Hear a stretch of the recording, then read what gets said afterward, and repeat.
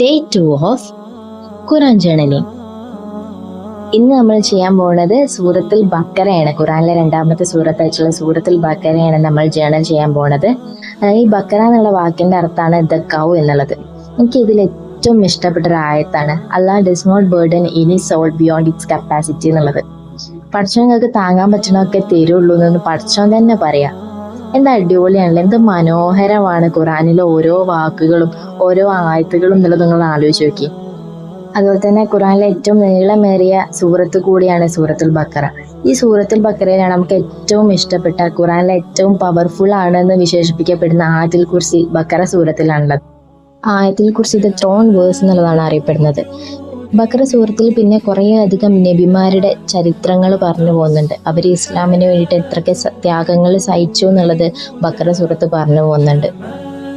ഖുറാൻ എത്ര ബ്യൂട്ടിഫുൾ ആണെന്ന് അറിയാനും ഖുറാനിലെ ഓരോ സൂറത്തിനെയും അടുത്തറിയാനും ഖുറാൻ ജേണൽ സഹായിക്കുന്നുണ്ട്.